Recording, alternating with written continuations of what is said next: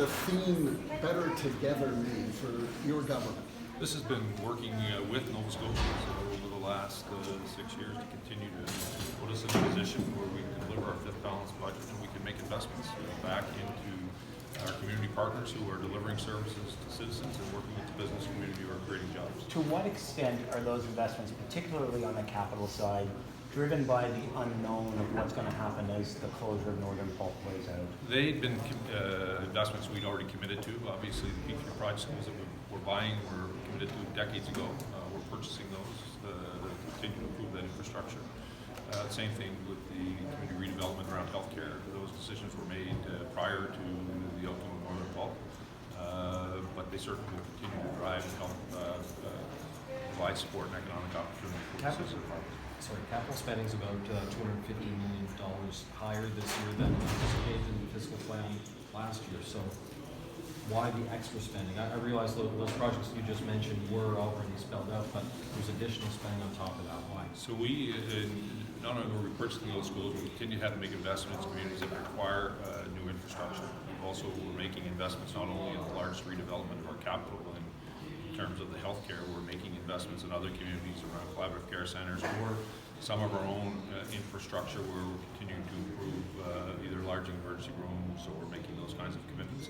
And capitalizing on some of the federal dollars that are there when it comes to making sure that we continue to develop that, build on our P3 and 104 and the other capital spends on our 100 service hours. And how did the shutdown at Northern Pulp play into any of that?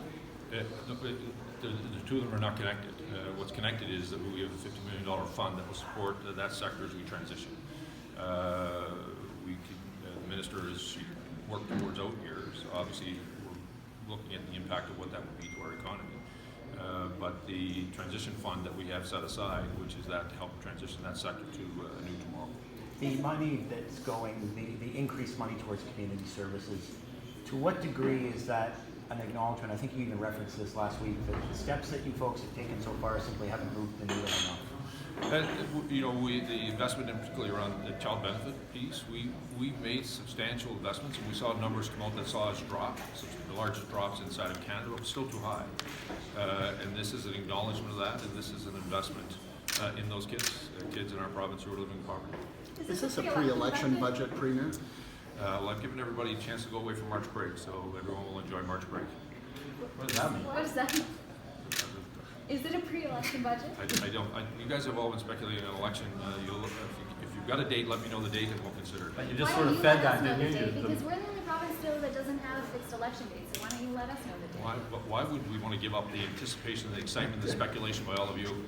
I do want to say something that's in the budget, and while I'm here, I don't want to go without the $1 million that we have invested in cancer research for the ovarian cancer.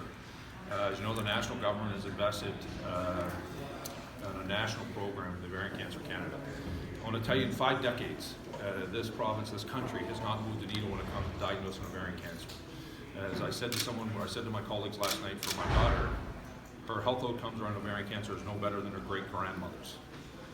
Imagine if I was saying that about my son when it came to prostate cancer.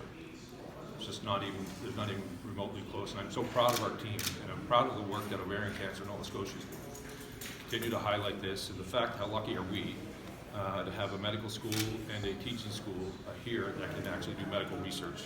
And that investment, in my hope, will change lives for our wives, our daughters, our granddaughters, all the women in our lives. It's my hope that our sister provinces across the country will add their voice to this and their money, quite frankly, to the national program that will help us move that needle. On Friday, sorry. You said 1 million? We have 1 million in the province, yeah. Do you think that that's going to make a whole lot of difference?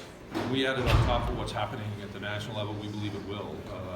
And more importantly, I hope it sends a signal across the country that governments have at the provincial level when it comes to moving the needle on something that hasn't happened in 5 decades. We have a responsibility. And I can tell you Ovarian Cancer Canada is grateful. And it's my hope that the women in our lives who so far have exercising good health will be able to be diagnosed and be treated and have them have a full life here, not only in Nova Scotia, but across our country. Premier, on Friday, most of us learned about the new charges against Mr. McKay. I'm wondering, charges aside, at what point did your office or your caucus learn that there were further allegations against Mr. McKay beyond the ones that he already went to court for? So I put a statement out. I spoke to that. That was last week. I had heard of the potential allegations that were being brought before the court. Actually, heard about it when I was on the newscast. I've made a statement about that. That is now before the court. Mr. McKay offered to step out of the caucus. I accepted that. He's now a private member, and it's before the court, and that's all I'll be saying. So Friday was the first day. Friday is the first day that you heard that there was an incident in November 2018. No, I said last week.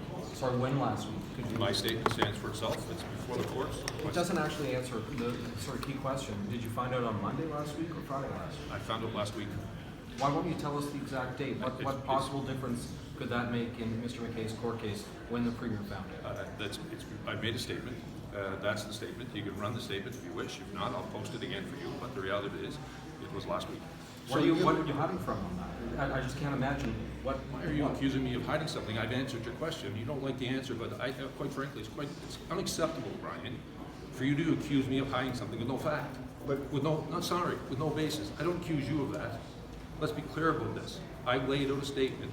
This issue is before the court for a private member. They'll deal with it.